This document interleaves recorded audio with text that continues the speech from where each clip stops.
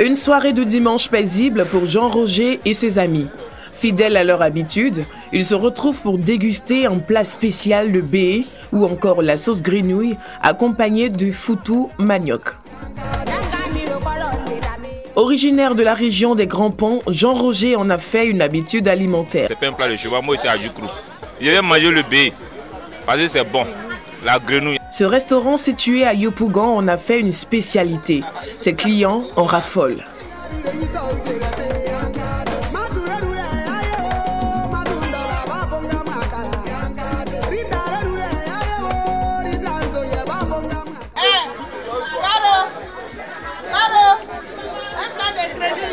Moi, ce qu'on propose aux clients, c'est de la grenouille, de la viande, du poisson, souvent même le python, la vipère, en tout cas tout ce qui est naturel. Voilà, quand on gagne, on propose aux clients. L'une de nos spécialités, c'est le foutou manioc avec la grenouille, parce que c'est un plat qui est beaucoup recherché. Nous, on fait la cuisine traditionnelle. Le plat de grenouille ici, 3 grenouilles accompagnées du foutou manioc à 1000 francs. Pour répondre à la forte demande et satisfaire sa clientèle, Blandine investit plus de 500 000 francs CFA toutes les semaines. C'est de la viande qui est beaucoup demandée.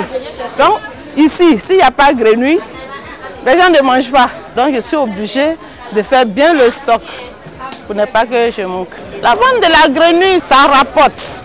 C'est la même chose comme toute activité. Tu as pris la grenouille de 500 000, tu vas te retrouver après toutes les dépenses, tu peux te retrouver au moins c'est 250 000. Fumée ou fraîche, la grenouille a sa clientèle. L'essentiel pour elle, c'est d'en consommer à satiété. Manger la grenouille, en tout cas, c'est pour avoir la santé. Ça fait du bien. Quand je mange la grenouille, je me sens bien, léger. C'est la grenouille qui nous attire et puis nous on vient ici. Et les viandes de brousse, etc. La grenouille, c'est bien fait, c'est du naturel. Toutes les parties de la grenouille sont consommées. On n'a pas l'habitude de manger ça partout. Donc c'est ça même, ça, je me suis déplacé pour venir manger ici. Si elle est prisée par certains, d'autres par contre n'y ont jamais goûté. C'est le cas de Rosa, une habituée de ce restaurant qui préfère plutôt le poisson. On dit c'est doux mais je n'arrive pas. Peut-être qu'ils vont me cacher mes yeux pour me dire je viens manger mais je n'arrive pas, je ne peux pas. Je peux manger la sauce mais ne pas toucher. C'est la nourriture de chez nous. Quand je viens ici, s'il n'y a pas de poisson, bon, je mange viande de brousse, mais grenouille, je ne mange pas. Une habitude culinaire exclusivement reconnue au peuple d'An. Dans l'ouest du pays, la grenouille est désormais inscrite au menu de plusieurs espaces gastronomiques à Abidjan, comme ici à Yopougon, dans ce restaurant qui fait recette.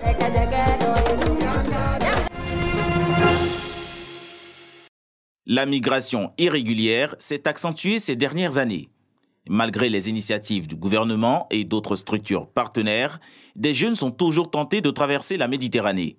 En moyenne, 300 personnes meurent chaque mois sur la mer, soit 10 décès par jour, du fait de la migration irrégulière, selon l'Organisation internationale de la migration, OIM. Le bureau de l'UNESCO à Abidjan prend son bâton de pèlerin pour susciter une prise de conscience des jeunes face aux dangers liés à la migration irrégulière. C'est à travers une émission radiophonique qu'elle entend atteindre sa cible. Donc nous nous sommes invités dans le débat, dans les questions migratoires, avec l'approche de la sensibilisation, mais surtout de l'utilisation des médias. Parce qu'on constate que les médias font une couverture, on va dire, partielle de l'événement, et tout ce que nous savons sur la migration irrégulière, la souffrance des migrants, la traversée, ce sont des choses qui nous sont racontées par des médias, on va dire, européens. Il est important que les médias africains s'intéressent à la question. C'est la raison pour laquelle l'UNESCO organise des journées de sensibilisation et d'échange entre les jeunes, les journalistes, mais également les ex-migrants qui expliquent leur expérience. Pour montrer les dangers de la migration irrégulière par le Sahel ou la Méditerranée, aux potentiels candidats, ces ex-migrants racontent leurs mésaventures. Le travail qu'on nous donne au noir, comme on le dit, est vraiment difficile parce qu'il faut s'arrêter pendant 8 heures du temps en train de laver les assiettes qui sont en tonnes. C'est vraiment difficile. Au chantier aussi, même dans l'hiver, tu travailles, même si tu n'as pas de gants. Apparemment, je n'ai pas de gants. Il dit, bon, tout qu'on fait, il faut te débrouiller. Je te paye pour l'heure. C'est compliqué. Donc vraiment, c'était vraiment compliqué. Puis le fait de ne pas avoir une statue légale sur le territoire, ça me donnait du stress. De retour en Côte d'Ivoire, la réinsertion de ces jeunes a été un succès. Le mal que j'ai ressenti là-bas quand je suis revenu, je n'ai pas voulu baisser les bras. J'ai bataillé et aujourd'hui je suis président d'une ONG qui milite pour une réinsertion, une intégration. La Direction générale des Ivoiriens de l'extérieur enregistre 1 200 000 jeunes migrants ivoiriens.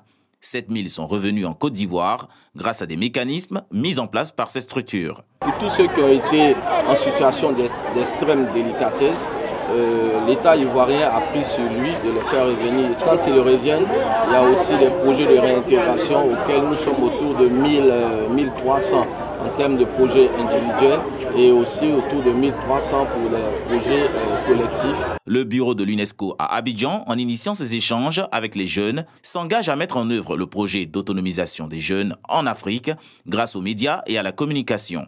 Il a pour but de lutter contre la migration irrégulière et la traite des êtres humains à travers une série d'actions, y compris des campagnes de sensibilisation et d'information sur les risques migratoires. Ce mardi matin, une atmosphère de mélancolie s'est emparée de la maison du football en Côte d'Ivoire. L'ombre de Sidi Diallo plane sur la Fédération ivoirienne de football. La nouvelle est tombée cet après-midi du samedi 21 novembre 2020. Sidi Diallo, contaminé à la Covid-19 et confiné depuis le 9 novembre, est décédé.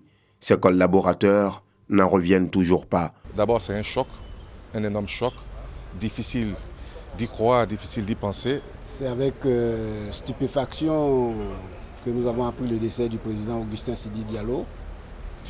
C'est une nouvelle qui est difficile à avaler. C'est une grande perte pour nous. Sidi et moi, nous connaissons depuis très longtemps. On a pris la Coupe d'Afrique ensemble. On a travaillé ensemble sur les projets. La nouvelle est aussi apparue comme un choc auprès des amoureux du football ivoirien. Ils s'en rappellent et saluent un grand homme. Il y a un grand frère qui était assis. Il était sur Facebook. Il est passé, il m'a appelé. Ah, Alassane, comment il joue ballon? De m'appeler. Ah, Alassane, ici, Diallo est décédé. Vraiment, je ne croyais pas en fait. Vraiment, ça m'a touché, Il s'agit d'une grande perte pour le sport en général et particulièrement pour le football ivoirien.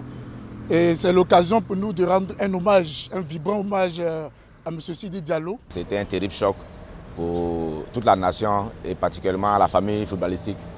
Parce que ce monsieur a œuvré beaucoup pour le football ivoirien. À la tête de la Fédération ivoirienne de football depuis septembre 2011, Augustin Sidi Diallo a remporté la Coupe d'Afrique des Nations avec les juniors en 2013, puis avec les seniors en 2015, après 23 années de disette.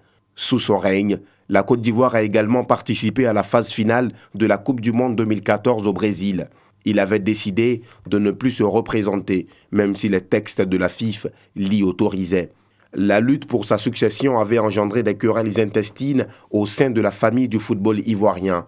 Ses plus proches collaborateurs en appellent au sens de la responsabilité et à l'union sacrée des acteurs du football. Nous voulons dire à tous nos frères, que tu sois du côté d'Idriss Diallo, de Sori Diabaté, de Drogba, qui est notre joueur à nous tous, de se mettre ensemble pour donner un message fort à tous les sportifs. Rendre hommage à Sidi, nous mettre d'accord sur nos désaccords. Dès qu'il y a mort d'homme, on oublie les querelles. Il va sans dire que désormais, avec le départ du président Sidi, qui a été un départ brusque, quelqu'un qu'on a vu il y a quelques jours, avec lequel on a échangé, quand vous voyez la personne partir de cette façon, il vaut mieux taire tout ce qui est querelle et avancer positivement. Dans le hall de la fédération, une photo de lui, devant laquelle se recueillent tous ceux qui entrent. Également, défilent des images de lui, entouré des footballeurs ivoiriens, en pleine séance de travail avec ses collaborateurs ou encore sur les terrains de football. De quoi soulager ses collaborateurs visiblement meurtris par cette disparition. Sidi Diallo sera inhumé ce vendredi 27 novembre 2020 dans la stricte intimité familiale à Djekanou, son village. Adieu, Sidi Diallo. C'est une grande perte pour le Niger. L'ancien chef d'État nigérien Mahamadou Tandja a tiré sa révérence hier mardi à Niamey à l'âge de 82 ans.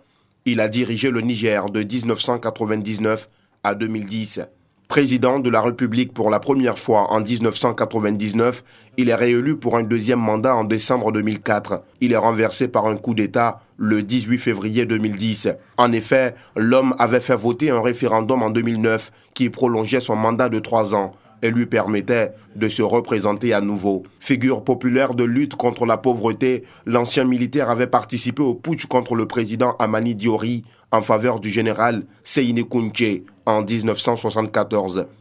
Il fut plusieurs fois ministre avant d'être élu président de la République. Son décès ce mardi 24 novembre a été un choc pour les autorités nigériennes et pour les populations qui n'ont pas manqué de saluer sa mémoire. Un deuil national de 3 jours a été décrété pour lui rendre hommage.